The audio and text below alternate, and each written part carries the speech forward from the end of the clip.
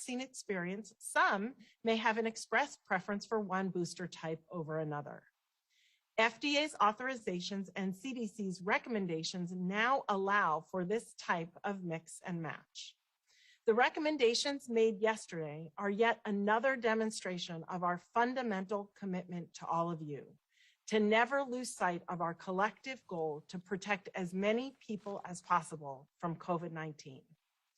All 3 COVID-19 vaccines authorized in the United States are extraordinarily safe, as demonstrated by the over 410 million vaccine doses already given. And they are highly effective in reducing the risk of severe disease, hospitalization, and death, even in the midst of the widely circulating Delta variant. Vaccination continues to be the best way to protect ourselves, our families, and our communities from COVID-19. Expanding vaccination coverage will not only reduce transmission of the virus, it will also help prevent new variants from emerging. We will continue to do all we can to make sure that as many people as possible, both here in the United States and around the world, are vaccinated and protected from COVID-19. As you have heard me say before, we will not boost our way out of this pandemic, and no vaccine, even a boosted vaccine, provides 100% protection. So even after you boost, it remains important for us to remain smart about our prevention strategies while we still have over 93% of our counties with high or moderate community transmission. Currently, around 64 million Americans remain unvaccinated, leaving themselves and their children, their families, their loved ones, and communities vulnerable.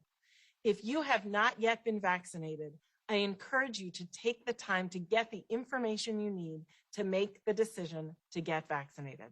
Thank you. I'll now turn things over to Dr. Fauci. Thank you very much, Dr. Walensky.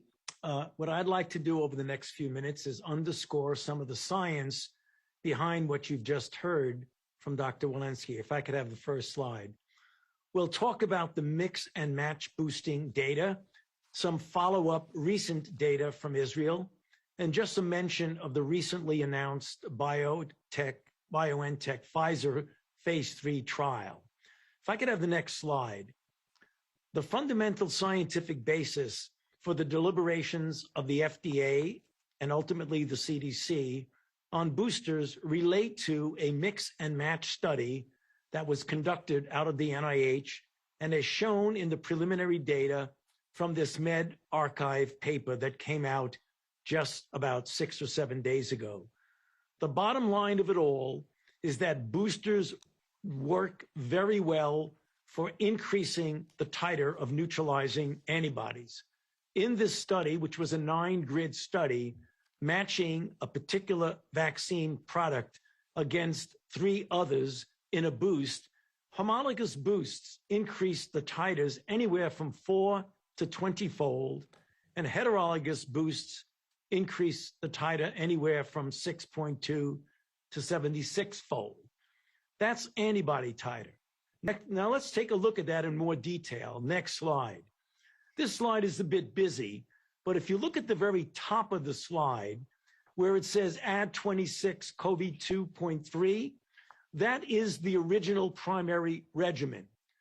The mRNA, which is the boost to that regimen, as you can see, brings the titer up 76-fold.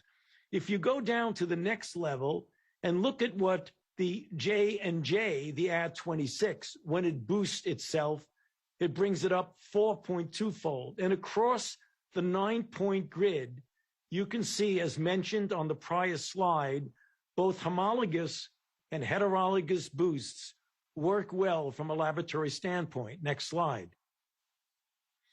Now let's take a look at what the clinical effect of boosters are.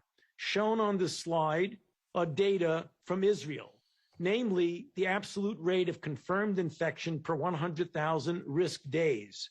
Striking in this slide is that if you look at the confirmed infections in yellow of people who've not been boosted across multiple age groups, you see a dramatic diminution in the infection in green for those who were boosted. This is for confirmed infection. Next slide. When you look at severe illness, you see very similar data. 12 or more days after a third shot boost of the BioNTech, there was almost a 19-fold lower incidence of severe disease in people older than 60 years old, and more than a 22-fold lower in incidence of severe disease in younger people from 40 to 60-year-old. Next slide. And then finally, just bringing to your attention the announcement that was made yesterday from Pfizer BioNTech about their randomized controlled trial of more than 10,000 people who received 2 doses of their vaccine and then got a 30 microgram booster.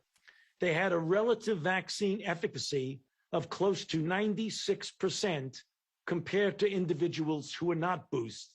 Of note, there were 5 cases in the booster group and 109 cases in the non-booster group, again, with a very favorable safety profile.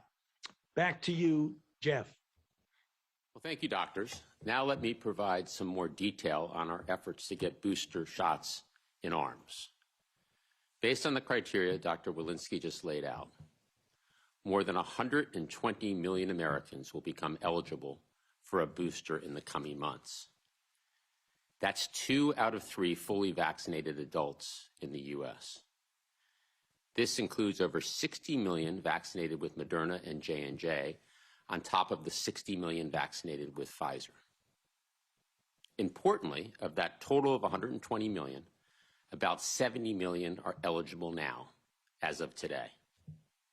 Booster shots provide enhanced protection and are a significant step forward in our fight against the virus. And to be clear, we are ready to execute on boosters. Over the last 2 months, we've prepared and our work is paying off. 10 million Americans have already gotten a booster shot. Over 40% of eligible seniors, those most at risk, have gotten their 3rd shot. Hundreds of thousands of more people roll up their sleeves to get their booster shot each and every day. And we are ready to get booster shots in the arms of tens of millions of newly eligible Americans. Thanks to the President's aggressive actions, we have ample supply of all 3 vaccines, Pfizer, Moderna, and J&J. And we have a well-tested nationwide vaccine distribution and delivery system. Boosters are free, no insurance or ID required, and getting a booster is easy and convenient. In fact, boosters are available at over 80,000 locations across the country, including more than 40,000 local pharmacies, as well as thousands of doctors' offices, community health centers, rural health clinics, and community-based vaccination sites. 90% of Americans live within 5 miles of a vaccine site. We've worked with governors, state and local health departments, pharmacies, community and rural health centers, and other partners to ensure vaccine sites and providers have operations in place to get shots in arms quickly, efficiently, and equitably. Importantly, this includes connecting pharmacies and other vaccine providers with long-term care facilities so those most at risk can get their shots, their booster shots, quickly and conveniently. States are standing up more vaccination sites, launching robust public education campaigns, staffing up call centers, and deploying mobile clinics to help ensure people have easy access to boosters. And thanks to the funding of the American Rescue Plan, states can receive 100% federal reimbursement for these and other booster operations and outreach activities. Pharmacy partners are ready. Scheduling systems are being updated, and staffing plans are in place to handle the increased volume. Importantly, equity remains front and center. We've worked with states, pharmacies, and others to make sure they are making boosters available in the hardest hit communities and helped community health centers and rural health clinics do the same. Later today, we'll meet with key partners, including governors, state and local health departments, and pharmacies as they launch their Moderna and J&J booster programs. We're also getting resources to community groups, faith-based organizations, and local leaders so they can understand who's eligible for boosters and spread the word in their communities. The bottom line is that our booster program is off to a very strong start. And today, with additional boosters authorized, we're accelerating with tens of millions more Americans now eligible for enhanced protection. It's been a very important week of progress in our fight against the virus, and we're laser focused on executing against the President's plan to move us further along on our path out of this pandemic.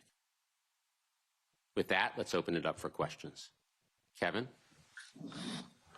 Thanks, Jeff. Reminder, please keep your questions to one question. First, let's go to Jeff Mason at Reuters. Thanks very much. Can you just spell out exactly what age groups are now eligible for the boosters, and if you expect to expand that in the coming weeks? That just wasn't entirely clear to me. And Dr. Fauci, if you might be able to explain homologous and heterologous, that'd be awesome too. Dr. Walensky, why don't you take the first on who's eligible, and Dr. Fauci the second. Perfect.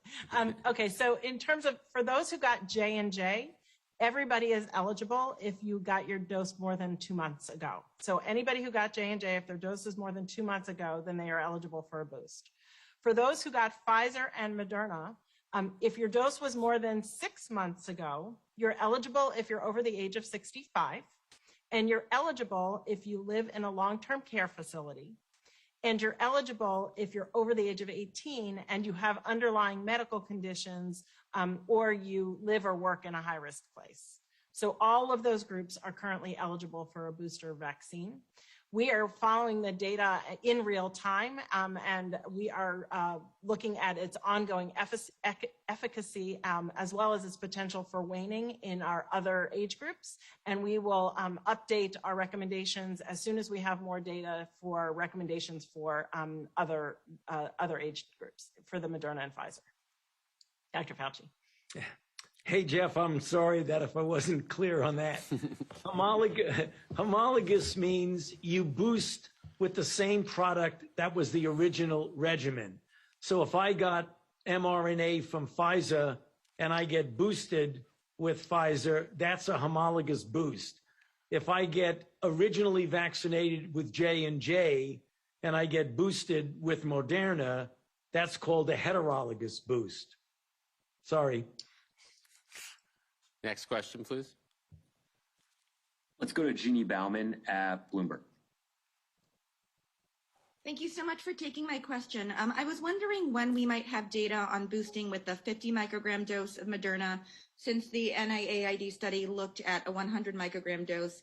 And then I was also wondering, it seems like the recommendations on boosting right now don't necessarily make a preference on the series. And, if more data become available, might there be a recommendation to do J&J followed by an mRNA if that, ends up. So Dr. Fauci, on the 50 microgram dose, to you first, and then Dr. Walensky on the second part of the question. Yeah, right now, the data that we got was the 100 microgram dose. The company itself is submitting data on the study that they did on 50. I'm not sure exactly when that's going to be able to go to the FDA for regulatory approval. Maybe Rochelle knows better, but I'm not quite sure when that's going to happen, Rochelle.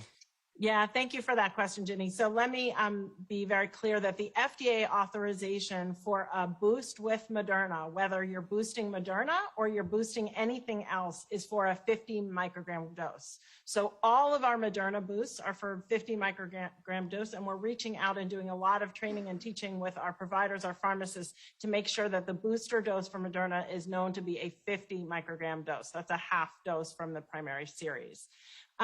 With regard to your question for preference, we will not articulate a preference. My understanding is that most people will have done largely well with the initial vaccine that they got and may express a preference very much for the original vaccine series they got, having done very well. There may be some people who might prefer another vaccine over the one that they received, and the current CDC recommendations now make that possible. Next question. Go to Sabrina Siddiqui at the Wall Street Journal.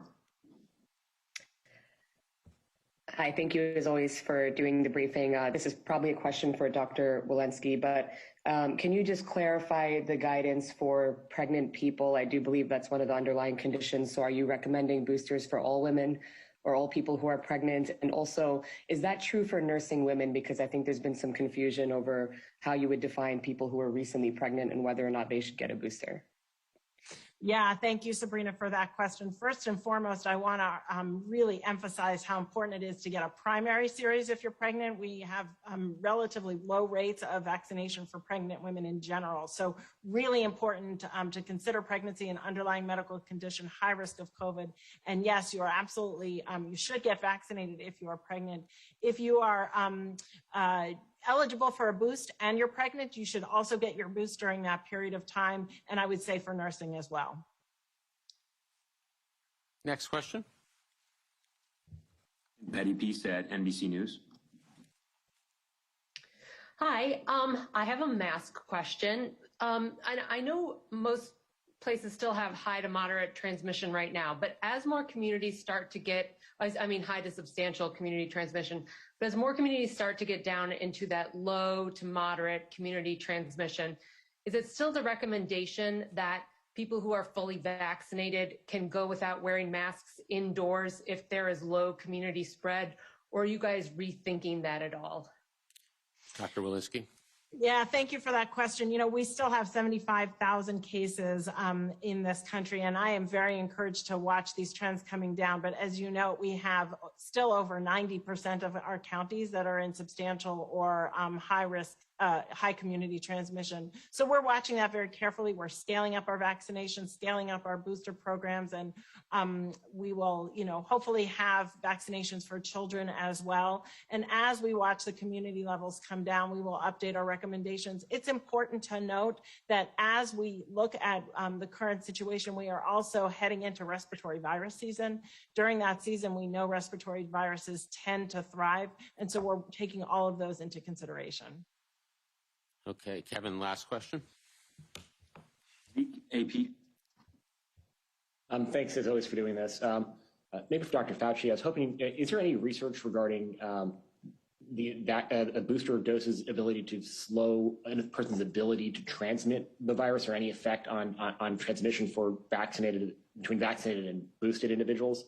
And then maybe for Dr. Walensky and Jeff, is the administration rethinking the definition of what it means to be fully vaccinated now that these boosters are recommended? Should people who are eligible for a booster now get one by a certain time frame to maintain their fully vaccinated status? Dr. Fauci. Yeah, thanks for that question. There is highly suggestive data. The Israeli cohort, who is well into their boosting program, that in the boosting, which they are essentially doing for everyone from 12 years old or older, they are finding that simultaneously with the clinical effect of decrease in infection and severe disease, they are seeing a gradual diminution coincident with the booster in what we call the R-aught, or namely the transmissibility from one person to any of a number of other people. It has gone down from 1.33 to 1.11 to now 0.985. So although that's not definitive, it does strongly suggest that there is an impact on transmissibility, but further studies would have to confirm that. Dr. Walensky on the definition of fully vaccinated. Yeah, it's a really great question. Right now, we don't have booster eligibility for all people currently. So we are going to, we have not yet changed the definition of fully vaccinated.